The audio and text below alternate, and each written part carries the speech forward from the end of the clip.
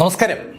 2025 May 16 രാവിലെ ഏകദേശം ഒരു 6 മണിയായി കാണും. ഹരിയാനയിലെ ഹിസാർ ഡിസ്ട്രിക്റ്റിലെ അഗർസൺ എക്സ്റ്റൻഷൻ ഏരിയയിൽ ഗവൺമെന്റ് എംപ്ലോയീസും ബിസിനസ്സുകാരും ഒക്കെ താമസിക്കുന്ന ശരിക്കും ശബ്ദമുഖരിതമായ ഒരു ഹൗസിംഗ് കോളനിയിലേക്ക് 2 പോലീസ് വാഹനങ്ങൾ വന്നു നിന്നു. ആ 2 വാഹനങ്ങളിൽ നിന്നായി ഏകദേശം ഒരു 1/2 ഡസനോളം പോലീസ് ഉദ്യോഗസ്ഥർ പുറത്തേക്കിറങ്ങി. അവര് ഏകദേശം ഒരു 500 സ്ക്വയർ ഫീറ്റ് ഉള്ള ഒരു വീട് ലക്ഷ്യമാക്കിയാണ് നടക്കുന്നത്. അവര് ആ വീടിന്റെ മുൻവശത്ത് എത്തിയതും അതിലൊരു പോലീസ് ഉദ്യോഗസ്ഥൻ ബെല്ലടിച്ചു. ഏതാനും മിനിറ്റുകൾ കഴിഞ്ഞതും ലേശം പ്രായമുള്ള ഒരു വ്യക്തി വാതിൽ തുറന്നു. അയാൾ വാതിൽ തുറന്നതും അയാൾ കാണുന്നത് കുറച്ച് പോലീസുകാരെയാണ്. എന്താ എന്ന് അയാൾ ചോദിക്കുമ്പോഴേക്കും അയാളെ തള്ളി മാറ്റിയിട്ട് ആ പോലീസ് ഉദ്യോഗസ്ഥർ വീടിനകത്തേക്ക് കടന്നു. അവര് വളരെ ലക്ഷ്യത്തോടു കൂടിയാണ് അകത്തേക്ക് കടക്കുന്നത്. അകത്തേക്ക് കിടന്ന പോലീസ് ഉദ്യോഗസ്ഥർ തന്റെ മകളുടെ മുറിക്ക് നിരയാണ് പോകുന്നതെന്ന് ആ മനുഷ്യന് മനസ്സിലായി. അയാൾ എന്താ സംഭവം എന്ന് പോലീസുകാരോട് ചോദിക്കുമ്പോൾ അവർ അയാളോട് പറഞ്ഞു, ജസ്റ്റ് വെയിറ്റ്. അയാൾ അങ്ങനെ കാത്തു നിൽക്കുമ്പോൾ ഏകദേശം ഒരു അരമണിക്കൂറായതും അയാളുടെ മകൾ ജ്യോതിയുമായി പോലീസുകാർ പുറത്തേക്ക് വന്നു. പോലീസുകാരുടെ കൈവശം ജ്യോതിയുടെ മൊബൈൽ ഫോണും ലാപ്ടോപ്പും ഉണ്ട്. പോലീസുകാർക്കൊപ്പം പുറത്തേക്ക് വരുന്ന മകളോടായി അവളുടെ പിതാവ് ഹരീഷ് കുമാർ ചോദിച്ചു, മോളെ എന്താ സംഭവം?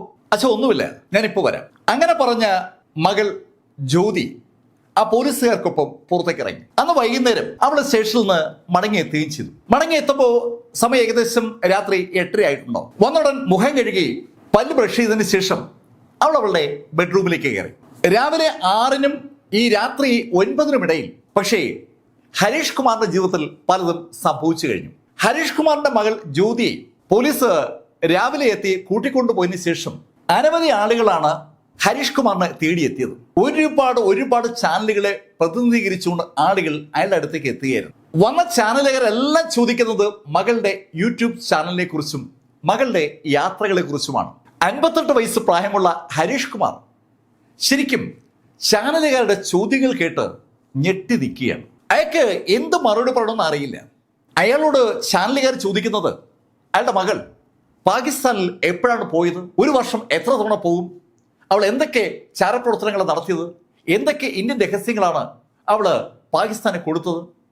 ഈ ചോദ്യങ്ങളൊക്കെ കേട്ട് ആ 58 വയസ്സ് പ്രായമുള്ള ഹരീഷ് കുമാർ ശരിക്കും അമ്പരന്ന് നിൽക്കുകയായിരുന്നു. അയാൾക്ക് എന്താണ് മറുപടി പറയേണ്ടതെന്ന് പോലും അറിയില്ല. ചാനലുകാർ ഒരു പരുവത്തിൽ അവിടുന്ന് പോയി കഴിഞ്ഞപ്പോഴാണ് അയാളുടെ മകൾ ജ്യോതി വീട്ടിലേക്ക് മടങ്ങിയെത്തുന്നത്. അവളുടെ പല്ല് തേക്കുന്നിടയിൽ ഹരീഷ് കുമാർ അവളോട് ചോദിക്കുകയും ചെയ്തു, മോളെ എന്താ കേൾക്കുന്നത്, എന്താ സംഭവം? ഒന്നുമില്ല അച്ഛാ. അങ്ങനെ പറഞ്ഞിട്ടാണ് അവൾ ആ ബെഡ്റൂമിലേക്ക് പോയത്. ജ്യോതി സ്റ്റേഷനിലേക്ക് പോയതിനു ശേഷം മടങ്ങിയെത്തിയത് തൊട്ട് സമീപത്ത് വീട്ടുകാരൊക്കെ അറിഞ്ഞു. അവരൊക്കെ ആകെ അമ്പരം നിൽക്കുകയാണ്.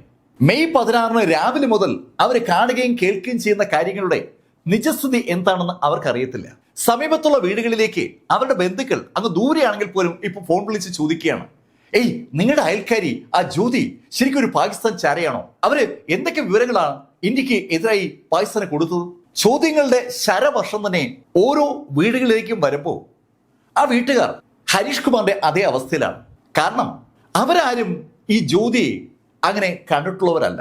ജ്യോതി ആ വീട്ടിലേക്ക് എത്തുന്നത് വല്ലപ്പോഴും ഒരിക്കലാണ്. 3 മാസത്തിലൊരിക്കലോ 6 മാസത്തിലൊരിക്കലൊക്കെയാണ് അവൾ ആ വീട്ടിലേക്ക് വരിക. അവൾ മിക്കവാറും ദില്ലിയിലേക്കാണ്. അവൾ അവിടെ എന്തോ ജോലി ചെയ്ത് ജീവിക്കുന്നു എന്നാണ് ആൾക്ക് അറിയാവുന്ന കാര്യം. പക്ഷേ മെയ് 16 രാവിലെ മുതൽ TV ചാനലുകളിലൂടെ വരുന്ന വാർത്തകളും അതിനെ ആസ്പദമാക്കിക്കൊണ്ട് നടക്കുന്ന ചർച്ചകളും യൂട്യൂബിലും അതുപോലെ സോഷ്യൽ മാധ്യമങ്ങളിലും അതുമായി വരുന്ന കണ്ടന്റുകളൊക്കെ കാണുകയും കേൾക്കുകയും വായിക്കുകയും ചെയ്യുന്ന ആളുകളുടെ കിളി പോയിരിക്കുകയാണ്. അവൾക്കൊരു യൂട്യൂബ് ചാനൽ ഉണ്ടെന്നുള്ള കാര്യം പോലും അവിടുത്തെ ആളുകൾക്ക് ശരിക്കും പുതിയ അറിവാണ്. ആ സമയത്താണ് പോലീസ് ചോദ്യം ചെയ്യാൻ കൊണ്ടുപോയ ജ്യോതി മടങ്ങിയെത്തിയ കാര്യം ആളുകൾ അറിയുന്നത്. വിവരം അറിഞ്ഞതും സമീപത്തുള്ള വീട്ടുകാരൊക്കെ ഹരീഷ് കുമാറിന്റെ വീടിന് മുന്നിലെത്തി. ഹരീഷിന്റെ വീടിന്റെ വാതിൽ അപ്പോഴും തുറന്നു കിടക്കുകയാണ്. ആളുകൾ പുറത്തു നിൽക്കുന്നത് ഹരീഷ് കണ്ടു. ഹരീഷ് അവരെ കണ്ട് പുറത്തിറങ്ങി. ആളുകളൊക്കെ ഹരീഷിനോട് ചോദിക്കുകയാണ്, ഹരീഷ് എന്താ പറഞ്ഞേ, എന്തിനാ അവളെ പോലീസ് വിളിച്ചത്? ടിവിയിൽ വരുന്ന വാർത്തകളുമായി അവർക്ക് എന്തെങ്കിലും ബന്ധമുണ്ടോ? പൊടിപ്പും തോങ്ങലും വെച്ച് ഇഷ്ടംപോലെ കഥകൾ ഈ 12 മണിക്കൂറിനിടയിൽ TV ചാനലുകൾ അവതരിപ്പിച്ച് കഴിഞ്ഞിട്ടുണ്ട്. അത് കണ്ട ആളുകളാണ് ഇപ്പോൾ ഹരീഷ് കുമാറിന്റെ വീടിന് മുന്നിൽ നിൽക്കുന്നത്. അവരുടെ ചോദ്യങ്ങൾ കേട്ടതും ഹരീഷ് കുമാർ പറഞ്ഞു, എനിക്കറിയില്ല, മകള് എന്നോടൊന്നും പറഞ്ഞില്ല, അവൾക്ക് ശരിക്കും ക്ഷീണമുണ്ട്, നാളെ എന്തായാലും ഞാൻ ചോദിക്കാം.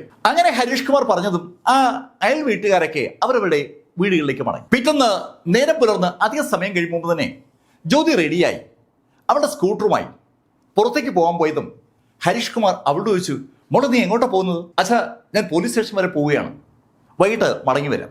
മോളെ എന്തിനാ പോലീസ് നിന്നെ വിളിക്കുന്നത്? അച്ഛാ, അവർക്ക് എന്തൊക്കെ കാര്യങ്ങൾ അറിയണമെന്ന് പറയുന്നു, ഞാൻ അത് പറഞ്ഞു കൊടുത്തിട്ട് വരാം.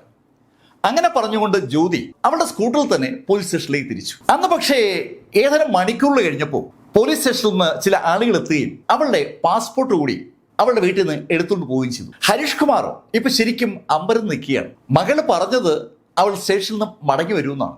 ഈ സമയമായപ്പോൾ കൂടുതൽ ചാനലുകൾ ഹിസാറിലെ ശരിക്കും തിരക്കേറിയ ആ തെരുവിലേക്ക് എത്തിക്കഴിഞ്ഞു. അവർക്ക് ഹരീഷ് കുമാറിൽ നിന്ന് കൂടുതൽ കാര്യങ്ങൾ അറിയേണ്ടതുണ്ട്. മകൾ എന്നാണ് യൂട്യൂബ് ചാനൽ തുടങ്ങിയത്, അവളുടെ യൂട്യൂബ് ചാനലിന്റെ വരുമാനത്തെക്കാൾ അവർ ചെലവഴിക്കുന്നുണ്ടല്ലോ, ആ ചെലവിനുള്ള പണം അവൾക്ക് ആരാ കൊടുക്കുന്നത്? അങ്ങനെയുള്ള ചോദ്യങ്ങളാണ് ചാനലുകാർ ഹരീഷ് കുമാറോട് ചോദിക്കുന്നത്. ഹരീഷ് കുമാർ ഒരു ചാനലിന് മറുപടി പറഞ്ഞു കഴിയുമ്പോൾ അടുത്ത ചാനൽ അയാളെ സമീപിക്കും. ശരിക്കും വൈകുന്നേരമായപ്പോൾ ഹരീഷ് കുമാറിന്റെ തൊണ്ടയിലെ വെള്ളം വറ്റിയെന്ന് പറയാം. എല്ലാ ആളുകൾക്കും ഹരീഷ് കുമാറിന്റെ ഇന്റർവ്യൂ വേണം. ഈ സമയത്ത് ഹരീഷ് കുമാറിനൊപ്പം ആ വീട്ടിൽ ഒരാൾ കൂടി താമസമുണ്ട്. അത് ജ്യോതിയുടെ അങ്കിളാണ്. 65 വയസ്സ് പ്രായമുള്ള കുശാൽ ചന്ദാണ് കഥാപാത്രം. ചാനലുകൾ ചോദ്യങ്ങളുമായി കുശാൽ ചന്ദ്രയെ സമീപിച്ചു. അവർ രണ്ടുപേരിൽ നിന്നും ഒരുപാട് വിവരങ്ങൾ കിട്ടുന്നില്ല എന്ന് ബോധ്യമായതും ചാനലുകളുടെ ശ്രദ്ധ അടുത്തുള്ള വീടുകളിലേക്ക് തിരിഞ്ഞു. അവിടെ നിന്നൊക്കെ ചോദ്യങ്ങൾ ചോദിക്കുകയാണ്. ഈ സമയത്തൊക്കെ ജ്യോതിയുടെ യൂട്യൂബ് ചാനലിൽ വന്ന വീഡിയോകളുമായി ബന്ധപ്പെട്ട് ധാരാളം വാർത്തകളും ധാരാളം അവലോകനങ്ങളും വിശകലനങ്ങളും പ്രസ്താവനകളും ഒക്കെ ഇങ്ങനെ വന്നുകൊണ്ടിരിക്കുകയാണ്. ശരിക്കും ഇവിടെ എന്താണ് സംഭവിക്കുന്നത്? ആരാണ് ഈ പെൺകുട്ടി ജ്യോതി? ആ ചോദ്യത്തിന് ഉത്തരമാണ് ശരിക്കും എല്ലാവരും തേടുന്നത്. മെയ് 16 തന്നെ ജ്യോതിക്കെതിരെ ഹിസാർ പോലീസ് സ്റ്റേഷനിൽ ഒരു FIR രജിസ്റ്റർ ചെയ്യപ്പെട്ടിരുന്നു. ഭാരതീയ ന്യായ സംഹിതയിലെ സെക്ഷൻ 152 പ്രകാരമാണ് ജ്യോതിക്ക് എതിരെ FIR രജിസ്റ്റർ ചെയ്തിരിക്കുന്നത്. ആ FIR-ൽ അവൾക്കെതിരെ ചാർത്തിരിക്കുന്ന കുറ്റങ്ങൾ ചാരപ്രവർത്തനമാണ്. ഇന്ത്യയെ അപകടപ്പെടുത്താൻ വേണ്ടി ഇന്ത്യയുടെ രഹസ്യങ്ങൾ ശത്രു രാജ്യത്തിന് ചോർത്തിക്കൊടുത്തു എന്നാണ് അവളുടെ പേരിലുള്ള ആരോപണം. ഇന്ത്യൻ രഹസ്യങ്ങൾ ചോർത്തിക്കൊടുക്കുന്ന യൂട്യൂബറാണ് ജ്യോതി എന്നുള്ള വാർത്ത ചാനലുകൾ പബ്ലിഷ് ചെയ്ത ആ നിമിഷത്തിൽ തന്നെ അവളുടെ യൂട്യൂബ് സബ്സ്ക്രൈബേഴ്സിന്റെ കൗണ്ട് പെട്ടെന്ന് ഉയരുകയായിരുന്നു. ഒറ്റ ദിവസം കൊണ്ട് 16,000 സബ്സ്ക്രൈബേഴ്സ് ആണ് അവർക്ക് കൂടിയത്. ശരിക്കും ഇന്ത്യക്കെതിരായി അവൾ എന്ത് വാർത്തയാണ് കൊടുത്തതെന്ന് അറിയാൻ വേണ്ടിയാണ് അവളുടെ ചാനൽ ആളുകൾ പലരും സബ്സ്ക്രൈബ് ചെയ്ത് നോക്കിയത്. അല്ലെങ്കിൽ ഇന്ത്യ വിരുദ്ധരായിട്ടുള്ള മറ്റ് രാജ്യക്കാരാണെങ്കിലും ആകും. എന്തായാലും അവളുടെ സബ്സ്ക്രിപ്ഷൻ ഒന്ന് കൂടിയിരുന്നു. അവളുടെ ചാനലിന്റെ സബ്സ്ക്രിപ്ഷൻ മെയ് 16 അങ്ങനെ കുത്തനെ ഇടിച്ചു കയറുമ്പോൾ ആ 500 സ്ക്വയർ ഫീറ്റ് ഉള്ള വീട് നമ്മളൊന്ന് നോക്കിയാൽ നമുക്ക് ശരിക്കും ഒരു ഞെട്ടൽ വരും. ആ വീടിന്റെ ചുവരുകളിൽ അടിച്ചിരിക്കുന്ന പെയിന്റ് ഒക്കെ ഇളകി വീണു തുടങ്ങിയിരിക്കുകയാണ്. ഒരു കുഞ്ഞു വീടാണ് ആ അപ്പാർട്ട്മെന്റ് എന്ന് പറയുന്നത്. US ഏറെ പോപ്പുലർ ആയിട്ടുള്ള ഒരു TV ഷോ ഉണ്ട്, ഫ്രണ്ട്സ് എന്ന പേരിൽ. ആ ഷോയുടെ ഒരു വലിയ പോസ്റ്റർ ഫ്രെയിം ചെയ്ത് അവിടെ വീടിനകത്ത് ചുവരിൽ തൂക്കിയിട്ടുണ്ട്. അതിന് സമീപത്തായി മറ്റൊരു പോസ്റ്റർ കൂടി കാണാം. പീനെ കെ ഹായ് 4 ദിൻ, കുടിക്കാൻ ഇനി 4 ദിവസം കൂടി മാത്രം. വളരെ പ്രസിദ്ധമായ ഒരു വാചകമാണ്. ഒരു സിനിമയുമായി ആ വാചകത്തിന് ബന്ധവുമുണ്ട്. ആ വാചകം ഒരു പോസ്റ്ററായിട്ട് അവിടെ കിടക്കുകയാണ്. ഇതിനു പുറമെ ജ്യോതിയുടെ മുത്തശ്ശന്റെയും മുത്തശ്ശിയുടെയും ഫോട്ടോസ് അവിടെ ഫ്രെയിം ചെയ്ത് തൂക്കിയിട്ടുണ്ട്. ആ ഫ്രെയിം ചെയ്ത് തൂക്കിയിരിക്കുന്ന ഫോട്ടോയിൽ മാലകൾ ചാർത്തിയിട്ടുണ്ട്. തികച്ചും സാധാരണമായ ഒരു വീട്. അതിനും അപ്പുറത്തേക്ക് ജ്യോതിയുടെ വീടിന് ഒരു വിശേഷണവും അർഹിക്കുന്നില്ല. ജ്യോതിയുടെ വീടിന്റെ തൊട്ടടുത്ത വീട്ടിൽ താമസിക്കുന്നത് സാവിത്രി എന്ന സ്ത്രീയാണ്. ജ്യോതിയെ അവളുടെ വീട്ടിൽ വല്ലപ്പോഴും ഒരിക്കൽ മാത്രമാണ് സാവിത്രി കണ്ടിട്ടുള്ളത്. അവസാനമായി ജ്യോതിയെ കാണുന്നത് ഏകദേശം 6 മാസങ്ങൾക്ക് മുമ്പാണ്. അവളെ അന്ന് കണ്ടത് തന്നെ അവൾ ടെറസിന്റെ മുകളിൽ നിൽക്കുമ്പോഴാണ്. അതല്ലാതെ ജ്യോതി സാവിത്രിയോ മറ്റു അയൽക്കാരോ അങ്ങനെ കാണാറേയില്ല. ജ്യോതി ഒരു യൂട്യൂബർ ആണെന്നും വ്ളോഗിംഗ് നടത്താനുണ്ടെന്നും ഒക്കെയുള്ള കാര്യം അവരാരും അറിഞ്ഞ കാര്യമേ അല്ല. ജ്യോതിയുടെ വീടിന്റെ ഓപ്പോസിറ്റ് താമസിക്കുന്ന വിജേന്ദ്ര നാർവാൾ വിവരം അറിയുന്നത് തന്നെ അയാളുടെ ബന്ധുക്കൾ അയാളെ വിളിക്കുമ്പോഴാണ്. TV-യിൽ ഒരു വാർത്ത വന്നിട്ടുണ്ടെന്നും വിജേന്ദ്ര താമസിക്കുന്ന ആ കോളനിയിലെ ജ്യോതി എന്ന പെൺകുട്ടിയെ ചാരപ്രവർത്തനത്തിന്റെ പേരിൽ ഗവൺമെന്റ് അറസ്റ്റ് ചെയ്തു എന്നൊക്കെയുള്ള വാർത്തയാണ് TV ചാനലുകൾ ഫ്ലാഷ് ചെയ്തുകൊണ്ടിരിക്കുന്നത്. അതിനെക്കുറിച്ച് അറിയാൻ വേണ്ടിയാണ് ബന്ധുക്കൾ വിജേന്ദ്രയെ വിളിക്കുന്നത്. ശരിക്കും അപ്പോഴാണ് വിജേന്ദ്ര അത്തരം ഒരു വാർത്തയെക്കുറിച്ച് അറിയുന്നത് തന്നെ. ജ്യോതി അധികാരികളുടെ ശ്രദ്ധയിൽപ്പെടുന്നത് അവളുടെ ഒരു വീഡിയോ റിലീസ് ചെയ്തപ്പോഴാണ്. വാഗ അതിർത്തിയിലൂടെ ലാഹോർ വഴി പഞ്ചാബിലേക്കെന്നുള്ള അവളുടെ ആ വീഡിയോ അവള് അപ്പ് ചെയ്ത നിമിഷം മുതൽ അധികാരികൾ ആ ചാനൽ ശ്രദ്ധിച്ചു തുടങ്ങിയിരുന്നു. ആ വീഡിയോ അവൾ പോസ്റ്റ് ചെയ്തത് 2024 ഏപ്രിലിലെ ആദ്യത്തെ ആഴ്ചയാണ്. ആ വീഡിയോയ്ക്ക് ഇപ്പൊ ഏകദേശം 1,30,00,000 വ്യൂസ് കിട്ടിയിട്ടുണ്ട്. ആ വീഡിയോയ്ക്ക് 1,10,000 ലൈക്സും ഉണ്ട്. സ്വാഭാവികമായിട്ടും ഗവൺമെന്റിന്റെ സുരക്ഷാ ഏജൻസികൾ ആ വീഡിയോ പോസ്റ്റ് ചെയ്ത നിമിഷം മുതൽ ആ വീഡിയോയുടെ അടിയിൽ വരുന്ന കമന്റുകളും ആ കമന്റിന്റെ അവളുടെ റിയാക്ഷനും ഒക്കെ ശ്രദ്ധിക്കുന്നുണ്ടായിരുന്നു. ആ വീഡിയോയിൽ മാത്രമല്ല സുരക്ഷാ ഏജൻസികളുടെ ശ്രദ്ധ പതിഞ്ഞത്. ആ വീഡിയോയ്ക്ക് ശേഷം അവൾ മറ്റൊരു വീഡിയോ പോസ്റ്റ് ചെയ്തിട്ടുണ്ട്. ദില്ലിയിലെ പാകിസ്ഥാൻ ഹൈക്കമ്മീഷനിൽ ഒരു ഇഫ്താർ വിരുന്നിൽ അവൾ പങ്കെടുക്കുന്ന വീഡിയോ ആണ് അവൾ പോസ്റ്റ് ചെയ്തത്. ആ വീഡിയോയിൽ അവൾ ഒരു വാചകവും പറയുന്നുണ്ട്. 1 കൊല്ലത്തിന് മുമ്പേ അവളെ പാകിസ്ഥാൻ എംബസിക്കാരെ ആ ഇഫ്താർ വിരുന്നിലേക്ക് ക്ഷണിച്ചു എന്നാണ് അവൾ ആ വീഡിയോയിൽ സൂചിപ്പിച്ചത്. പാകിസ്ഥാൻ എംബസിയിലെ ആളുകൾ അവളെ ആ എംബസിയിൽ നടക്കുന്ന ഇഫ്താർ വിരുന്നിലേക്ക് ക്ഷണിച്ചു എന്നുള്ള ആ വാചകം സ്വാഭാവികമായിട്ടും NIA-യുടെ ശ്രദ്ധയിൽ പെടുകയും ചെയ്തു. അവർ ആ നിമിഷത്തിൽ ജ്യോതിയുടെ പേരിന് ചുറ്റുമായി ഒരു ചുവന്ന വൃത്തം വരച്ചു വെച്ചിരുന്നു. അതിനുശേഷം ജ്യോതിയുടെ ഓരോ ആക്ടിവിറ്റിയും നമ്മുടെ റിസർച്ച് ആൻഡ് അനാലിസിസ് വിങ്ങും അതുപോലെ NIA-യും നിരീക്ഷിച്ചുകൊണ്ടിരിക്കുകയായിരുന്നു. ജ്യോതി ഇടയ്ക്കിടയ്ക്ക് ഇന്ത്യയിൽ നിന്ന് പാകിസ്ഥാനിലേക്ക് പോകും. പാകിസ്ഥാനിലെ വിവിധ സ്ഥലങ്ങൾ അവളുടെ യൂട്യൂബ് ചാനലിലൂടെ ഇന്ത്യക്കാരെ കാണിക്കുന്ന ഒരു യാത്രയായിട്ടാണ് അവൾ അത് അവതരിപ്പിക്കുന്നത്. ഒരു ഇന്ത്യൻ പെൺകുട്ടിയുടെ പാകിസ്ഥാനി യാത്ര എന്നാണ് അവളുടെ ആ യൂട്യൂബ് ബ്ലോഗിന് അവൾ പലപ്പോഴും കൊടുക്കുന്ന ക്യാപ്ഷൻ എന്ന് പറയുന്നത്. പക്ഷേ ആ ക്യാപ്ഷന്റെ ഭാഗമായി അവൾ അപ്പ് ചെയ്യുന്ന വീഡിയോയിൽ പലപ്പോഴും പാകിസ്ഥാൻ ഒഫീഷ്യൽസ് പങ്കെടുക്കുന്ന ചടങ്ങുകൾ കാണാം. പാകിസ്ഥാൻ ഒഫീഷ്യലുകൾ പങ്കെടുക്കുന്ന ചടങ്ങിൽ ജ്യോതി എന്ന ആ യൂട്യൂബർക്ക് എങ്ങനെ പ്രവേശനം കിട്ടി? ജ്യോതി പോകുന്ന സ്ഥലങ്ങളിലുള്ള പാകിസ്ഥാൻ ഹയർ ഒഫീഷ്യൽസിന്റെ സാന്നിധ്യം അത് നമ്മുടെ ഏജൻസികൾ നോട്ട് ചെയ്ത കാര്യമാണ്. ശരിക്കും പാകിസ്ഥാനിലെ ഏറ്റവും ഉന്നത നിലയിൽ നിൽക്കുന്ന ആളുകളുമായി അവള് ബന്ധമുണ്ടാക്കുന്നത് പോലെ ഇന്ത്യയിലും അവൾ ബന്ധമുണ്ടാക്കുകയാണെങ്കിൽ എന്ത് സംഭവിക്കും എന്നതിനെക്കുറിച്ച് റോയ്ക്ക് ഒരു ഉത്തരമുണ്ട്. NIA-ക്കും ആ ഉത്തരമുണ്ട്. ഇന്ത്യൻ ഉന്നത ഉദ്യോഗസ്ഥരിൽ നിന്ന് വിവരങ്ങൾ പാകിസ്ഥാനിലേക്ക് കൈമാറാനുള്ള ഒരു ഉപകരണമായി അവൾ മാറുകയാണ്. അല്ലെങ്കിൽ അവൾ അങ്ങനെ ഒരു ഉപകരണമാക്കിയെടുക്കാൻ പാകിസ്ഥാൻ ചാരസംഘടനയായ ISI അവളിൽ പണം മുടക്കുകയാണ്. അവളെ പ്രലോഭിപ്പിക്കാൻ കഴിയുന്ന കാര്യങ്ങൾ അവൾക്ക് നൽകി അവൾ പോലും അറിയാതെ അവരുടെ പാർട്ടാക്കി അവർ മാറ്റിക്കൊണ്ടിരിക്കുകയാണെന്നുള്ള കാര്യം NIA നോട്ട് ചെയ്തു. ജ്യോതിയുടെ കേസിന് മേൽനോട്ടം വഹിക്കുന്നത് Hisar police superintendent Shashan Kumar Sawan IPS ആണ്.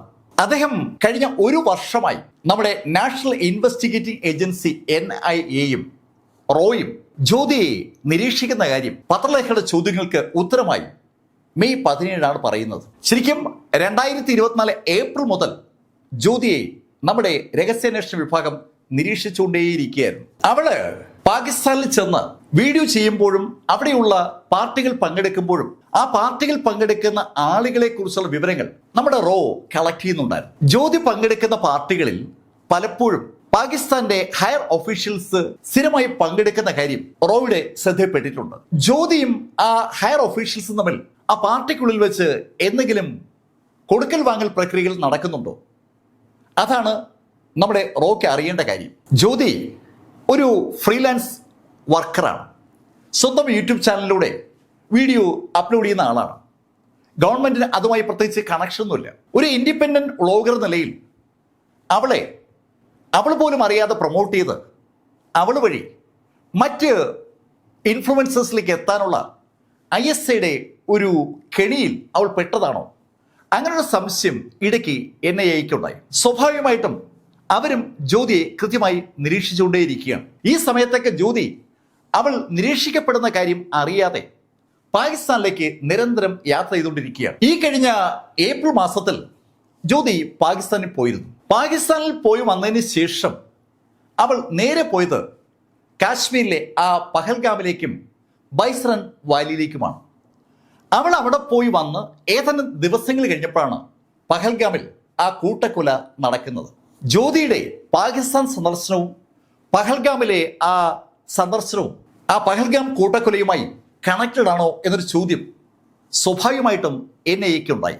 അതുവരെ ജ്യോതിയുടെ ആക്ടിവിറ്റീസിനെ രഹസ്യമായി നിരീക്ഷിച്ചുകൊണ്ടിരുന്ന ഏജൻസികൾ ജ്യോതിയെ പൊക്കാൻ തീരുമാനിക്കുന്നത് ആ സംശയത്തിന്റെ അടിസ്ഥാനത്തിലാണ്. പഹൽഗാമും ബൈസറൻ വാലിയും നോക്കി നിരീക്ഷിച്ച ജ്യോതി അവിടെയുള്ള സുരക്ഷാ സംവിധാനങ്ങൾ എന്തൊക്കെയാണെന്ന് ഐഡന്റിഫൈ ചെയ്തതിന്റെ അടിസ്ഥാനത്തിൽ അത് പാകിസ്ഥാന് റിപ്പോർട്ട് ചെയ്തതിന്റെ ഫലമായിട്ടാകുമോ അവിടെ ആ സമയത്ത് സൈനികരാരുമില്ല എന്ന് അവർ മനസ്സിലാക്കിയതും പൈൻമരങ്ങൾക്കിടയിലൂടെ അവിടെ വന്ന് ആ ബൈസറൻ വാലിയിൽ അത്തരമൊരു കൂട്ടക്കൊല അവർ നടത്തിയതും അതൊരു വല്ലാത്ത ചോദ്യമാണ്.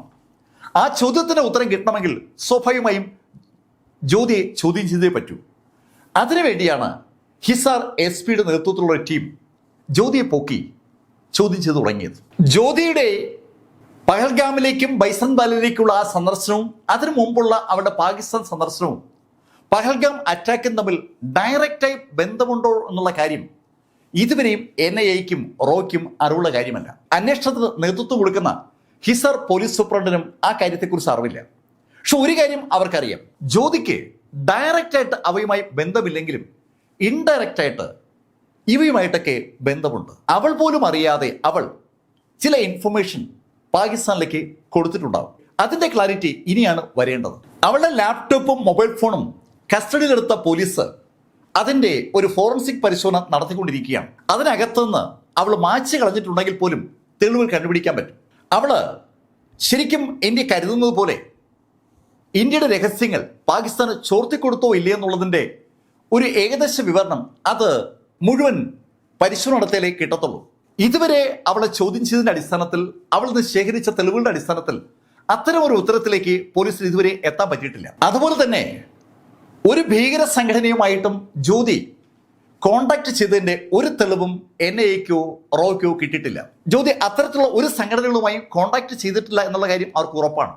അവരുടെ കോണ്ടാക്ട് സംവിധാനങ്ങൾ ടെലഗ്രാമും വാട്സാപ്പും അതുപോലെ സ്നാപ്ചാറ്റും ഒക്കെയാണ്. എൻഡ് ടു എൻഡ് എൻക്രിപ്റ്റഡ് ആണ് ആ സംവിധാനങ്ങളൊക്കെയും. അതിലൂടെ ഒരു മെസ്സേജ് ആർക്കെങ്കിലും കൊടുത്താൽ ആർക്കാണോ മെസ്സേജ് ലഭിക്കേണ്ടത് ആ ആൾക്ക് മാത്രമേ അത് ഓപ്പൺ ആക്കാൻ പറ്റൂ. ആ കാര്യം നമ്മുടെ രഹസ്യാന്വേഷണ ഏജൻസികൾക്ക് അറിയാം. അവളുടെ സ്നാപ്ചാറ്റും വാട്സാപ്പും അതുപോലെ തന്നെ ടെലഗ്രാമും ഒക്കെ അവളുടെ അക്കൗണ്ടിലൂടെ കയറി നോക്കിയാൽ മാത്രമേ നമുക്ക് അതിനകത്ത് നടത്തുന്ന ആക്ടിവിറ്റീസ് മനസ്സിലാവത്തുള്ളൂ. നമ്മുടെ അന്വേഷണ സംഘം അതാണ് ഇപ്പൊ ചെയ്തുകൊണ്ടിരിക്കുന്നത്. ജ്യോതിയുടെ ആക്ടിവിറ്റീസ് ഒക്കെ ഏതാണ്ട് ദില്ലി ബേസ്ഡ് ആണ്. പക്ഷേ കൂടെ കൂടെ അവർ ഹരിയാനയിലെ അവളുടെ അച്ഛന്റെ വസതിയിലേക്ക് വരും, ഹിസാറിലേക്ക്. ഹിസാർ നമ്മളെ സംബന്ധിച്ചിടത്തോളം വളരെയേറെ സ്ട്രാറ്റജിക് പ്രാധാന്യമുള്ള സ്ഥലമാണ്. ദില്ലിയിൽ നിന്ന് പടിഞ്ഞാറോട്ട് മാറി 160 കിലോമീറ്റർ യാത്ര ചെയ്യുമ്പോഴാണ് നമ്മൾ ഹിസാർ പട്ടണത്തിലെത്തുക. ആ ഹിസാർ പട്ടണത്തിനകത്ത് ഒരു എയർപോർട്ടും മിലിറ്ററി കൺട്രോൾമെന്റ് ഏരിയയും ഉണ്ട്. സാധാരണ ജനങ്ങളും മിലിറ്ററിയും ഒന്നിച്ച് മിംഗ്ലി ചെയ്ത് താമസിക്കുന്ന മേഖലയാണ് ഈ കൺട്രോൾമെന്റ് ഏരിയ എന്ന് പറയുന്നത്. അത്തരം ഏരിയയെക്കുറിച്ചുള്ള വിവരങ്ങൾ പാകിസ്ഥാന് ചോർത്തി കൊടുക്കാൻ വേണ്ടിയാകുമോ കൂടെ കൂടെ ഹിസാറിലേക്ക് ജ്യോതി വരുന്നത്? ആ ചോദ്യം നേരത്തെ തന്നെ റോയുടെയും അതുപോലെ NIA-യുടെയും മനസ്സിലുണ്ട്. ഹിസാറിൽ നിന്ന് കൃത്യം 1.5 മണിക്കൂർ യാത്ര ചെയ്താൽ നമുക്ക് സിർസ എയർഫോഴ്സ് ബേസിലെത്താം. ശരിക്കും അഭിമാനമെന്ന് നമ്മൾ വിളിക്കുന്ന പല ഫൈറ്റർ വിമാനങ്ങളും നമ്മൾ സൂക്ഷിക്കുന്നത് സിർസ എയർഫോഴ്സ് ബേസിലാണ്. ആ സിർസ എയർഫോഴ്സ് ബേസിനെ കുറിച്ചുള്ള ഡേറ്റ കളക്ട് ചെയ്യൽ ഇനി ജ്യോതിയുടെ ലക്ഷ്യമാണോ, അല്ലെങ്കിൽ ജ്യോതി വഴി ആ ഡേറ്റ കളക്ട് ചെയ്യാൻ ISA ആഗ്രഹിച്ചിരുന്നു? ആ ശൈലിയിലുള്ള ധാരാളം ചോദ്യങ്ങൾ ജ്യോതി റഡാറിലായ നിമിഷം മുതൽ NIA-യും റോയും പരസ്പരം ചോദിക്കുന്നതാണ്. അന്വേഷണത്തിന് നേതൃത്വം കൊടുക്കുന്ന SP ശശാങ്കിന്റെ അഭിപ്രായത്തിൽ ഹിസാറിൽ നിന്ന് ജ്യോതി പാകിസ്ഥാന് നൽകുന്ന എന്ത് വിവരങ്ങളും പാകിസ്ഥാന് ശരിക്കും ഗുണപ്പെടും. ജ്യോതി ഒരു യൂട്യൂബർ എന്ന നിലയിൽ ഹിസാർ മേഖലയിൽ കറങ്ങി നടന്ന് കാഴ്ചകൾ ആളുകളോട് പറയുന്നതിനിടയിൽ ഇന്ത്യയുടെ സ്ട്രാറ്റജിക് ആയിട്ടുള്ള പോയിന്റുകൾ കൂടി അവളുടെ ആ വീഡിയോയിൽ കടന്നു വന്നാൽ സ്വാഭാവികമായിട്ടും ആ സ്ഥലത്തെക്കുറിച്ചുള്ള വ്യക്തമായ വിവരം പാകിസ്ഥാന് ലഭിക്കും. അവൾ എടുക്കുന്ന വിഷ്വലുകൾ ടെലികാസ്റ്റ് ചെയ്യാതെയും അവർക്ക് പാകിസ്ഥാന് ഹാൻഡ് ഓവർ ചെയ്യാൻ പറ്റും. അങ്ങനെ ഇന്ത്യയുടെ ശരിക്കും സ്ട്രാറ്റജിക് ആയിട്ടുള്ള പൊസിഷനുകൾ ജ്യോതി വഴി പാകിസ്ഥാന് കിട്ടിക്കാണുമോ? അതും ഒരു ചോദ്യമാണ്. ആ ചോദ്യങ്ങൾക്ക് എല്ലാമുള്ള ഉത്തരം അവളുടെ മൊബൈൽ ഫോണിന്റെയും ലാപ്ടോപ്പിന്റെയും ഫോറൻസിക് പരിശോധന വഴി മാത്രമേ നമുക്ക് കിട്ടത്തുള്ളൂ. സ്വാതന്ത്ര്യം കിട്ടുന്നതിന് മുമ്പ് ജ്യോതിയുടെ കുടുംബം പാകിസ്ഥാനിലെ മുൾട്ടാനിലായിരുന്നു. വിഭജന സമയത്ത് ആ മുൾട്ടാനിൽ നിന്ന് ഇന്ത്യയിലേക്ക് ഒളിച്ചോടേണ്ടി വന്ന ജ്യോതിയുടെ കുടുംബം സെറ്റിലായത് പഞ്ചാബിലെ ഫരീദ്കോട്ടിലാണ്. അവിടെ നിന്നാണ് അവര് പിന്നീട് ഹിസാറിലേക്ക് വരുന്നത്. ജ്യോതിയുടെ കൗമാരകാലത്ത് തന്നെ ജ്യോതിയുടെ അമ്മ ജ്യോതിയുടെ അച്ഛനെ ഉപേക്ഷിച്ച് മറ്റൊരു വിവാഹം കഴിച്ച ആളാണ്. ജ്യോതിക്കും അച്ഛനും ഒപ്പമുള്ള അമ്മാവനും ഇതുപോലെ ഡിവോഴ്സ് ചെയ്യപ്പെട്ട ആളാണ്. ആ 3 പേരാണ് ഹിസാറിലെ വീട്ടിൽ താമസിക്കുന്നത്. ജ്യോതിയുടെ ഡിഗ്രി ആർട്സ് വിഷയത്തിലാണ്. അവൾ ആ ഡിഗ്രി എടുക്കുന്നത് ഹിസാറിൽ തന്നെയുള്ള ഫത്തേഹ് ചാന്ദ് വിമൻസ് കോളേജിൽ നിന്നാണ്. അവളുടെ പിതാവിന് ഈ ഫർണിച്ചർ പോളിഷ് ചെയ്യുന്ന ഒരു ജോലിയാണുള്ളത്. നന്നായി പഠിക്കുമായിരുന്നിട്ടും അച്ഛൻ നിർബന്ധിച്ചിട്ടും ഡിഗ്രി കഴിഞ്ഞപ്പോൾ അവള് തുടർ പഠനം നടത്താൻ താല്പര്യം കാണിക്കാതെ ജോലി അന്വേഷിച്ച് ഇറങ്ങിയെന്നാണ് അവളുടെ പിതാവ് ഹരീഷ് പത്രക്കാർ ചോദിച്ചപ്പോൾ അവളുടെ ജോലിയെക്കുറിച്ച് പറഞ്ഞ മറുപടി. ഡിഗ്രി കഴിഞ്ഞുടൻ ഒരു പ്രൈമറി സ്കൂളിൽ താൽക്കാലിക അധ്യാപികയുടെ ഒരു ജോലി സമ്പാദിച്ച ജ്യോതി കുറച്ചുനാൾ ആ സ്കൂളിൽ വർക്ക് ചെയ്തിരുന്നു. അതിനിടയ്ക്ക് ഒരു ഹോട്ടലിന്റെ റിസപ്ഷനിസ്റ്റ് ആകുകയും ചെയ്തു. അതൊന്നും അവൾ ഉദ്ദേശിക്കുന്ന വരുമാനം നേടിത്തരുന്നില്ല എന്ന് മനസ്സിലാക്കിയപ്പോഴാണ് അവളുടെ പ്രവർത്തന മേഖല ഹിസാറിൽ നിന്ന് 160 കിലോമീറ്റർ അപ്പുറത്തുള്ള ദില്ലിയിലേക്ക് മാറ്റുന്നത്. ദില്ലിയിൽ വർക്ക് ചെയ്യുന്ന സമയത്ത് അവൾക്ക് 15,000 മുതൽ 20,000 വരെ ശമ്പളം ഉണ്ടായിരുന്നു എന്നാണ് അവളുടെ അച്ഛനോട് പറഞ്ഞിരുന്നത്. ആ സമയത്താണ് കോവിഡ് വന്നത്. കോവിഡ് വന്നപ്പോൾ ദില്ലിയിൽ നിന്ന് ജോലി നഷ്ടപ്പെട്ട് അവൾ ഹിസാറിലെ അവളുടെ വീട്ടിലേക്ക് മടങ്ങിയെത്തി. ആ സമയത്ത് അവളുടെ അച്ഛനോട് ആവശ്യപ്പെട്ട അടിസ്ഥാനത്തിൽ 1 ലക്ഷം രൂപ മുടക്കി അദ്ദേഹം അവൾക്കൊരു ലാപ്ടോപ്പ് വാങ്ങിച്ചു കൊടുത്തു. അവൾക്കെന്തോ റീലുകൾ ചെയ്യണമെന്നും അത് അപ്ലോഡ് ചെയ്യാൻ നല്ല കോൺഫിഗറേഷൻ ഉള്ള ലാപ്ടോപ്പ് വേണമെന്നൊക്കെ അവളുടെ അച്ഛനോട് പറഞ്ഞതായി അയാൾ ഇപ്പോൾ ഓർക്കുന്നുണ്ട്. പക്ഷെ എന്താണ് റീലെന്നോ ആ റീൽ എങ്ങനെ ഇരിക്കുമെന്നോ ചോദിച്ചാൽ അയാൾക്ക് അറിയത്തില്ല. അയാളുടെ കയ്യിലുള്ളത് ഒരു സാധാ ഫോണാണ്. കോള് വിളിക്കാൻ മാത്രം കഴിയുന്ന ഒരു 2G ടൈപ്പ് ഫോൺ. അവളുടെ റീൽസ് നിർമ്മാണത്തിന്റെ ഭാഗമായിട്ട് അവള് പാകിസ്ഥാനിലേക്ക് പോയെന്നൊക്കെയുള്ള കാര്യങ്ങൾ TV ചാനലുകാർ അയാളോട് പറയുമ്പോഴാണ് ശരിക്കും അയാൾ അറിയുന്നത്. അതുകൊണ്ട് തന്നെ അയാൾക്ക് അയാളുടെ മകളുടെ പാകിസ്ഥാൻ ബന്ധത്തെക്കുറിച്ച് കൂടുതലൊന്നും ചാനലുകളോട് പറയാനുമില്ല. അനവധി പത്രക്കാരും അനവധി ചാനലുകളും ഒരുപാട് യൂട്യൂബ് ചാനലുകളും എല്ലാ ദിവസവും ഹിസാറിലെത്തി ഹരീഷ് കുമാറിനെ കണ്ടുകൊണ്ടിരിക്കുകയാണ്. അയാളുടെ മകള് റിമാൻഡിലാണ്. ഈ സമയത്ത് മകളെക്കുറിച്ച് എന്തെങ്കിലും അറിയാവുന്നത് അച്ഛനായതുകൊണ്ടാണ് അച്ഛനോട് ചോദ്യങ്ങൾ ചോദിക്കുന്നത്. ഹരീഷ് ശരിക്കും ചാനലുകളെ കൊണ്ടും പത്രക്കാരെ കൊണ്ടും വശം കെട്ടു എന്ന് പറയുന്നത് വെറുതെയല്ല. ചാനലുകൾ അയാളുടെ വീടിന്റെ മുൻവശത്തെത്തിയാൽ വാതിൽ തുറക്കുന്ന ആ നിമിഷം വീടിനകത്തേക്ക് ഇടിച്ചു കയറുകയാണ്. ജ്യോതിയുടെ ആ മുറി ഒപ്പിയെടുക്കാനാണ് അവര് ഓടിക്കേറുന്നത്. ഇവിടെ ഇരുന്നാണ് ഇന്ത്യക്കെതിരായിട്ടുള്ള ചാരപ്രവർത്തനങ്ങൾക്ക് ജ്യോതി തുടക്കം കുറിച്ചതെന്നൊക്കെ പറഞ്ഞുകൊണ്ടാണ് ആ വീടിനകത്ത് നിന്നുകൊണ്ട് ജ്യോതിയുടെ അച്ഛൻ കേൾക്കെ ചാനലുകൾ വാർത്തകൾ കൊടുക്കുന്നത്. സ്വാഭാവികമായിട്ടും അയാളുടെ മകളുടെ ആക്ടിവിറ്റീസിനെ കുറിച്ച് ഒരു വിവരവും കൈവശമില്ലാത്ത അയാൾ പല ഭാഷകളിലായി ആ ചാനലുകൾ സംസാരിക്കുന്ന കാര്യങ്ങൾ കേട്ട് ആകെ ഞെട്ടിത്തരിച്ചു നിൽക്കുകയാണ്. അതേ അവസ്ഥ തന്നെയാണ് ആ വീട്ടിൽ കൂടെയുള്ള ജ്യോതിയുടെ അമ്മാവനും. മെയ് 16 രജിസ്റ്റർ ചെയ്യപ്പെട്ട FIR അനുസരിച്ച് ജ്യോതിക്കെതിരെയുള്ള കേസ് തുടങ്ങുന്നത് 2023 ഏപ്രിൽ മാസത്തിലാണ്. 2023 ഏപ്രിൽ മാസത്തിൽ പാകിസ്ഥാനിലേക്ക് പോകാനുള്ള ഒരു വിസയ്ക്ക് വേണ്ടി അവൾ പാകിസ്ഥാൻ എംബസി സമീപിച്ചിരുന്നു. അന്ന് അവിടെ വെച്ച് ദാനിഷ് എന്ന് വിളിക്കപ്പെടുന്ന ഇഷാൻ റഹീമിനെ ജ്യോതി പരിചയപ്പെട്ടു. അങ്ങോട്ടും ഇങ്ങോട്ടും ഫോൺ നമ്പർ കൈമാറിയ അവർ തുടർന്ന് ഫോണിലൂടെ പലപ്പോഴും ബന്ധപ്പെടാറുണ്ട്. വിസ കിട്ടിയ ജ്യോതി പാകിസ്ഥാനിൽ 2 തവണ വിസിറ്റ് ചെയ്യുകയും ചെയ്തു. ആ വിസിറ്റുകളൊക്കെ അവളുടെ യൂട്യൂബ് ചാനൽ വഴി ലോകത്തെ അറിയിക്കുകയും ചെയ്തു. ഒരു ഇന്ത്യൻ പെൺകുട്ടിയുടെ പാകിസ്ഥാൻ യാത്ര എന്ന നിലയിലാണ് അവൾ ആ വീഡിയോകൾ അവതരിപ്പിച്ചത്. ഒരുപാട് കാഴ്ചക്കാർ ആ വീഡിയോകൾക്ക് ഉണ്ടായിരുന്നു. ആ വീഡിയോ ചെയ്യാൻ വേണ്ടി പാകിസ്ഥാനിലേക്ക് പോയ ജ്യോതിക്ക് അവിടെ താമസിക്കാനും യാത്ര ചെയ്യാനുമുള്ള എല്ലാ സഹായങ്ങളും ചെയ്തു കൊടുത്തത് ദാനിഷിന്റെ ഒരു സുഹൃത്താണ്. അയാളുടെ പേര് അലി അഖ്വാൻ എന്നാണ്. ഈ അലി പാകിസ്ഥാനിൽ വെച്ച് ജ്യോതിക്ക് വേറെ 2 ആളുകളെ പരിചയപ്പെടുത്തി കൊടുത്തു.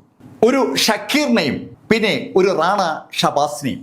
ജ്യോതിക്കെതിരെയുള്ള ആ FIRൽ ഈ കാര്യങ്ങൾ അക്കമിട്ട് പറയുന്നുണ്ട്. ജ്യോതി അവളുടെ മൊബൈലിൽ ഈ ആളുകളുടെ നമ്പർ സേവ് ചെയ്തിട്ടുണ്ട്. ആ നമ്പറുകൾ സേവ് ചെയ്യുമ്പോൾ ഷക്കീറിന് അവൾ വേറൊരു പേരിട്ടു, ജാട്ട് രാന്ത്വ. ഷക്കീർ എന്ന പേര് മാറ്റി ജാട്ട് രാന്ത്വ എന്ന പേരിൽ ആ നമ്പർ സേവ് ചെയ്യാൻ ജ്യോതിയെ പ്രേരിപ്പിച്ച ഘടകം അതെന്തായിരിക്കും? സ്വാഭാവികമായിട്ടും അന്വേഷണം ആ ചോദ്യത്തിലേക്കും എത്തും. ജ്യോതിക്കെതിരെയുള്ള FIRൽ വളരെ വ്യക്തമായ ഒരു വാചകം അതുമായി കണക്ട് ചെയ്തുകൊണ്ട് ജാഡ് രന്ത്വ എന്ന പേരിൽ രേഖപ്പെടുത്തപ്പെട്ടിരിക്കുന്ന ഷബാസിനും അതുപോലെ റാണയ്ക്കും അലി ഹസനും ജ്യോതി ഇന്ത്യയുടെ തന്ത്രപ്രധാനമായ പല രഹസ്യങ്ങളും സ്നാപ്ചാറ്റ് വഴിയും വാട്സാപ്പ് വഴിയും അതുപോലെ ടെലഗ്രാം വഴിയും ചോർത്തിക്കൊടുത്തുവെന്നാണ് അവൾക്കെതിരെയുള്ള പ്രധാന കുറ്റം. എഫ്ഐആറിൽ അത് വളരെ വ്യക്തമായി സൂചിപ്പിക്കുന്നുണ്ട്. അവൾ പാകിസ്ഥാനിൽ ഉണ്ടായിരുന്നപ്പോൾ അവളെ നിരീക്ഷിച്ച നമ്മുടെ ചാരന്മാർ അവൾ അവിടെയുള്ള പാകിസ്ഥാൻ ചാരന്മാരുമായി സംസാരിക്കുന്നത് കണ്ടു എന്നുകൂടി റിപ്പോർട്ട് ചെയ്യപ്പെട്ടിട്ടുണ്ട്. ആ വിവരങ്ങളും റോയിയുടെയും എന്നയുടെയും കൈവശമുണ്ട്. പാകിസ്ഥാൻ എംബസിയിലെ ധാനിഷിനെ ജ്യോതി നേരിട്ടെങ്ങ് പരിചയപ്പെട്ടതല്ല. ജ്യോതിയെ യഥാർത്ഥത്തിൽ മറ്റൊരാള് ദാനിഷിന് പരിചയപ്പെടുത്തി കൊടുത്തതാണ്. അത് ഒരു ഹർകിരാത് സിംഗ് ആണ്. അയാള് ഹരിയാനയിലെ കുരുക്ഷേത്ര ജില്ലയിലെ അജ്റാണ വില്ലേജിൽ ഒരു ഗുരുദ്വാരയുമായി ബന്ധപ്പെട്ട് പ്രവർത്തിക്കുന്ന വ്യക്തിയാണ്. അവനെ ഈ കേസുമായി ബന്ധപ്പെട്ട് പോലീസ് അറസ്റ്റ് ചെയ്തിട്ടുണ്ട്. പോലീസ് ഹർകിരാത് സിംഗിനെ അറസ്റ്റ് ചെയ്തപ്പോൾ ദാനിഷിനോട് ഇന്ത്യ വിടാനും ഇന്ത്യ ആവശ്യപ്പെട്ടു. ഇന്ത്യക്കെതിരായിട്ടുള്ള ഒരു തരത്തിലുള്ള പ്രവർത്തനങ്ങളും ഇന്ത്യ മണ്ണിൽ നിന്ന് ഇന്ത്യ അനുവദിക്കാറില്ല. അതുകൊണ്ടാണ് പാകിസ്ഥാൻ ഹൈക്കമ്മീഷനിലെ ഉദ്യോഗസ്ഥനായ ദാനിഷിനോട് ഇന്ത്യ വിടാൻ ഇന്ത്യ ആവശ്യപ്പെട്ടത്. ആ ദാനിഷ് വഴിയാണ് ജ്യോതി യഥാർത്ഥത്തിൽ പാകിസ്ഥാൻ അകത്ത് അനവധി ആളുകളുമായി കണക്ഷൻ ഉണ്ടാക്കിയത്. ജ്യോതി പോലീസ് കസ്റ്റഡിയിൽ ആയതിനു ശേഷം ഹരീഷ് ഒരു തവണ ജ്യോതി പോയി കണ്ടിരുന്നു. അവളുടെ ആധാർ കാർഡിന്റെ കോപ്പി കൊടുക്കാനായിട്ടാണ് ഹരീഷ് അവളെ കാണാൻ പോയത്. ശരിക്കും അയാൾക്ക് എന്താണ് നടന്നുകൊണ്ടിരിക്കുന്നത് എന്നുള്ള കാര്യം ഇതുവരെ അങ്ങോട്ട് മനസ്സിലായിട്ടില്ല. അയാളുടെ മകൾ ഇന്ത്യക്കെതിരായി ചാരപ്രവർത്തനം നടത്തുകയായിരുന്നു എന്ന് വിശ്വസിക്കാൻ അയാൾക്ക് പറ്റുന്നില്ല. അയാൾക്കറിയാവുന്ന അയാളുടെ മകൾ അതൊന്നും ചെയ്യത്തില്ല. അയാളുടെ മകൾ അയാളുടെ വീട്ടിലിരുന്നു കൊണ്ട് ചാരപ്രവർത്തനം നടത്തിയെന്ന് വിശ്വസിക്കാത്തതുകൊണ്ടാണ് മകളെ കസ്റ്റഡിയിൽ നിന്ന് ഇറക്കാൻ വേണ്ടി ഒരു വക്കീലിനെ തിരക്കി ഇപ്പോ ഹരീഷ് നടക്കുന്നത്. ശരിക്കും ജ്യോതിയുടെ ഈ അറസ്റ്റും ജ്യോതിയുടെ യൂട്യൂബ് ചാനലും ഹരിയാനയിൽ ഒരു വൻ സെർച്ചിന് വിധേയമായിരിക്കുകയാണ്. ഹരിയാനയിൽ ഒരുപാട് യൂട്യൂബ് ചാനലുകൾ വർക്ക് ചെയ്യുന്നുണ്ട്. ആ യൂട്യൂബ് ചാനലുകളിൽ വരുന്ന വീഡിയോകളൊക്കെ സസൂക്ഷ്മം നിരീക്ഷിക്കാനുള്ള ഒരു നിർദ്ദേശമാണ് ഹോം സെക്രട്ടറി മുഖ്യമന്ത്രി കടന്നതിന് ശേഷം എല്ലാ അനുബന്ധ ഏജൻസികൾക്കും നൽകിയിരിക്കുന്നത്. പല ചാനലുകളിലെയും കണ്ടന്റുകൾ സംശയാസ്പദമാണ്. അത് മനഃപൂർവ്വം ഇന്ത്യയുടെ രഹസ്യ സംവിധാനങ്ങൾ പാകിസ്ഥാനെ അറിയിക്കാൻ വേണ്ടി ഷൂട്ട് ചെയ്യുന്നത് അല്ലേ എന്നൊരു സംശയമാണ് ഹരിയാനയുടെ ഹോം സെക്രട്ടറിക്കും ചീഫ് മിനിസ്റ്റർക്കൊക്കെ ഇപ്പോൾ ഉള്ളത്. അതുകൊണ്ട് തന്നെ അവിടെയുള്ള യൂട്യൂബേഴ്സ് ഇപ്പൊ ശരിക്കും ഒരു അറസ്റ്റ് ഭീഷണിയിലാണ്. ജ്യോതിക്ക് പുറമെ 2 യൂട്യൂബേഴ്സ് കൂടി നൂഹിൽ നിന്നും കൈത്തിൽ നിന്നും പോലീസ് പൊക്കിയിട്ടുണ്ട്. അവരും ഇന്ത്യയുടെ അഖണ്ഡതയ്ക്കെതിരായിട്ട് പല കാര്യങ്ങളും അവരുടെ ചാനൽ വഴി പ്രൊമോട്ട് ചെയ്യുന്നതായിട്ടുള്ള ഒരു ധാരണയുടെ അടിസ്ഥാനത്തിലാണ് പോലീസ് അവരെ അറസ്റ്റ് ചെയ്തിരിക്കുന്നത്. ഹരിയാനയിൽ മാത്രമല്ല ഈ ശൈലിയിൽ യൂട്യൂബേഴ്സിന് വേട്ടയാടുന്നത്. ഒറീസയിൽ പ്രിയങ്ക സേനാപതി എന്ന ഒരു ട്രാവൽ വ്ളോഗറെയും ബുക്ക് ചെയ്യുകയും അറസ്റ്റ് ചെയ്യുകയും ചെയ്തു. ഇതിൻ്റെയൊക്കെ ബേസ് യൂട്യൂബേഴ്സിന്റെ ഒരു ശ്രദ്ധക്കുറവാണ്. യുദ്ധസമാനമായ ഒരു സാഹചര്യം ഉണ്ടാകുമ്പോൾ ഗവൺമെന്റിന് ഒരു ഒഫീഷ്യൽ വെർഷൻ ഉണ്ടാവും എല്ലാ കാര്യങ്ങളിലും. ആ വെർഷൻ ചിലപ്പോൾ സത്യമാകണമെന്നില്ല. പക്ഷെ ആ വെർഷൻ മാത്രമേ ലോകത്ത് എല്ലാവരും അറിയാൻ പാടുള്ളൂ. അത് എല്ലാ രാജ്യങ്ങളും പാലിക്കുന്ന ഒരു കാര്യമാണ്. ആ വെർഷന് അനുകൂലമായിട്ടുള്ള വീഡിയോകളും പോസ്റ്റുകളും മാത്രമേ വ്യക്തിയായാലും ഇതുപോലെ ചാനൽ നടത്തുന്ന ആളുകളാണെങ്കിലും പ്രചരിപ്പിക്കാൻ പാടുള്ളൂ. അല്ലാതെ ഒരു കാര്യവും സാധാരണഗതിയിൽ യുദ്ധസമയത്ത് ആരും പ്രൊമോട്ട് ചെയ്യാറില്ല. നമ്മുടെ പല സോഷ്യൽ മീഡിയ വക്താക്കളും അവരുടെ ആ ഇൻഡിപെൻഡന്റ് വ്യക്തിത്വം കാണിക്കാൻ വേണ്ടി ഗവൺമെന്റ് പറയുന്ന കാര്യങ്ങളെ ഖണ്ഡിച്ചുകൊണ്ടുള്ള വീഡിയോകളും പോസ്റ്റുകളുമാണ് പോസ്റ്റ് ചെയ്തത്. ഒരു കാരണവശാലും നമ്മുടെ രഹസ്യങ്ങൾ പുറത്ത് പാകിസ്ഥാന് എത്താതിരിക്കാനുള്ള എല്ലാ കരുതലും ഇന്ത്യ എടുക്കുമ്പോഴാണ് ഈ ആളുകൾ അത്തരത്തിൽ ഒരു ആക്ടിവിറ്റി ചെയ്തത്. സാധാരണ ഇതിൽ യുദ്ധം ഉണ്ടാകുന്ന സമയത്ത് അല്ലെങ്കിൽ യുദ്ധസമാനമായ സാഹചര്യം ഉണ്ടാകുമ്പോൾ നെറ്റ് അങ്ങ് ബ്ലോക്ക് ചെയ്യാണ് പതിവ്. സകല ചാനലുകളുടെയും പ്രവർത്തനം അവിടെ അവസാനിക്കും. ഗവൺമെന്റ് അത് ചെയ്യാതെ ചാനലുകൾക്ക് പ്രവർത്തിക്കാനുള്ള അവസരം കൊടുത്തപ്പോഴും വ്യക്തമായും ചില നിർദ്ദേശങ്ങൾ നൽകിയിരുന്നു. നിങ്ങൾ കാണുകയും കേൾക്കുകയും ചെയ്യുന്ന കാര്യങ്ങൾ ഒരു കാരണവശാലും മറ്റൊരാളെ അറിയിക്കാൻ ഇടവരുതെന്നാണ്. നമ്മുടെ ന്യൂസ് ചാനലുകളൊക്കെ അത് കൃത്യമായി പാലിച്ചു. ഏഷ്യാനെറ്റും അതുപോലെ നമ്മുടെ മലയാളം ചാനലുകൾ പലതും കാശ്മീരിലും പുഞ്ചിലും ഒക്കെ ഉണ്ടായിരുന്നു. അവിടെ ആ പഹൽഗാം അറ്റാക്ക് നടന്നതിന് ശേഷം ഇന്ത്യ കാശ്മീർ മുതൽ രാജസ്ഥാൻ വരെ അതിർത്തിയിൽ പല ഒരുക്കങ്ങളും നടത്തിയിരുന്നു. ആ ഒരുക്കങ്ങളെക്കുറിച്ച് ഒരു സൂചനയും ഇന്ത്യയുടെ ന്യൂസ് ചാനലുകൾ വഴി പുറത്തേക്ക് പോയിട്ടുണ്ടായിരുന്നില്ല.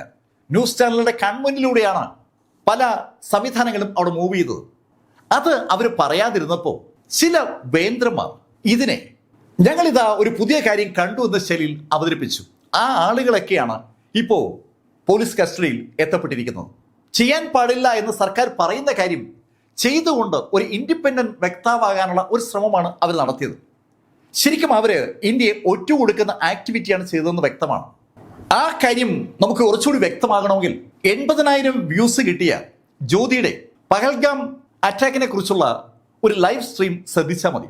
ആ ലൈവ് സ്ട്രീമിൽ അവൾ പറയുന്നത് യുദ്ധം ഒന്നിനും ഒരു പരിഹാരമല്ല. പഹൽഗാമിൽ നടന്നത് ഒരു വേട്ടയാണ്. ആ വേട്ട നടത്തിയ ആളുകൾ കാശ്മീരികളെന്നോ പാകിസ്ഥാനികളെന്നോ മുസ്ലിംകളെന്നോ പറയേണ്ട കാര്യമൊന്നുമില്ല, ഭീകരന്മാർ, അത്രയും പറഞ്ഞാൽ മതി. അവള് യഥാർത്ഥത്തിൽ പാകിസ്ഥാനിൽ നിന്ന് വന്ന ഭീകരന്മാരാണ് പഹൽഗാമിൽ ആ അറ്റാക്ക് നടത്തിയെന്നുള്ള കാര്യം സമ്മതിക്കുന്നില്ല. അവൾ ആ ഭാഗം ഒളിച്ചു വയ്ക്കാൻ ശ്രമിക്കുകയാണ്. സ്വാഭാവികമായിട്ടും അത് സംശയാസ്പദമായ ഒരു കാര്യമാണ്. അതുകൊണ്ടാണ് അവളെ ആത്യന്തികമായി പോലീസ് അറസ്റ്റ് ചെയ്യുന്നത്. അവള് പാകിസ്ഥാനെ പ്രൊട്ടക്ട് ചെയ്യാനായി മനഃപൂർവ്വം അവളുടെ ആ സോഷ്യൽ മീഡിയ ഉപയോഗിച്ചിരിക്കുകയാണ്. അങ്ങനെ ചെയ്യുന്നത് നമ്മുടെ ഇന്ത്യൻ മണ്ണിൽ നിന്നാകുമ്പോഴാണ് പ്രശ്നം. ഇന്ത്യക്കകത്ത് നിന്നുകൊണ്ട് ഇന്ത്യക്കെതിരായി ഒരു ഗെയിം കളിക്കാൻ ആരെയും നമുക്ക് അനുവദിക്കാനാവില്ലല്ലോ. സോഷ്യൽ മാധ്യമങ്ങളാണെങ്കിലും അല്ലാതെയുള്ള ന്യൂസ് ചാനലുകളാണെങ്കിലും പാലിക്കേണ്ട ചില സാമാന്യ മര്യാദകളുണ്ട്. ആ മര്യാദകളുടെ ലംഘനം നടന്നപ്പോഴാണ് ശരിക്കും ജ്യോതി എന്ന യൂട്യൂബർ അകത്തായത്. ഒരുപാട് വേറെ ആളുകളും ഇപ്പോൾ അകത്താണ്. ജനാധിപത്യ പ്രക്രിയയിൽ അഭിപ്രായങ്ങൾ പറയാൻ എല്ലാവർക്കും അധികാരവും അവകാശമൊക്കെ ഉണ്ടെങ്കിലും യുദ്ധം പോലുള്ള സമയങ്ങളിൽ ചില കാര്യങ്ങൾ നമ്മൾ ചെയ്യാൻ പാടില്ല എന്ന് ഗവൺമെന്റ് നമ്മളോട് പറയുന്നത് ചില ലക്ഷ്യങ്ങൾ മുന്നിൽ കണ്ടുകൊണ്ടാണ്. ഗവൺമെന്റ് ഒരു വലിയ പ്ലാൻ ഉണ്ടാക്കി വരുമ്പോൾ അത് അങ്ങനെയല്ല ഇങ്ങനെയാണെന്ന് നമ്മളങ്ങ് വിളിച്ചു പറഞ്ഞാൽ അവിടെ പൊളിഞ്ഞു വീഴുന്നത് നമ്മുടെ ഡിഫൻസാണ്. അത് മനസ്സിലാക്കാതെ പെരുമാറുന്ന ആളുകൾ സ്വാഭാവികമായും ഇതുപോലെ അറസ്റ്റ് ചെയ്യപ്പെടും. ആ കാര്യം സൂചിപ്പിക്കാൻ വേണ്ടി കൂടിയാണ് ഇന്ന് ഈ ജ്യോതി മൽഹോത്രയുടെ വീഡിയോ നിങ്ങളുടെ മുന്നിൽ ഞാൻ അവതരിപ്പിച്ചത്.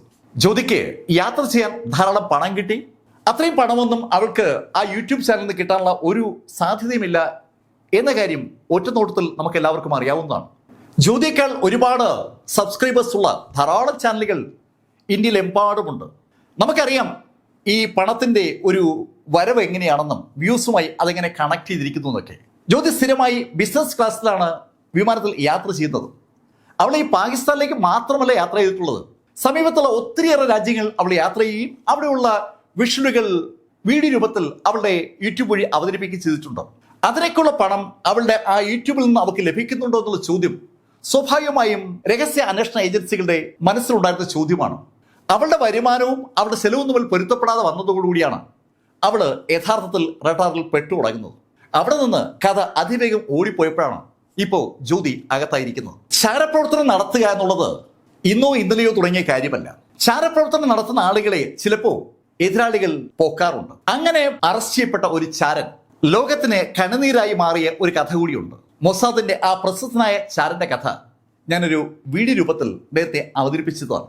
അതൊന്ന് നിങ്ങൾ കണ്ടു നോക്കണം. ചാരപ്രവർത്തനം ചില സ്ഥലത്ത് മനോഹരമായ ഒരു ഇതിഹാസമായി മാറും, ചില സ്ഥലത്ത് ഇതുപോലെ ജയിലിലാവുകയും ചെയ്യും. രണ്ടും ഒരു നാണയത്തിന്റെ അപ്പുറവും ഇപ്പുറവുമാണ്.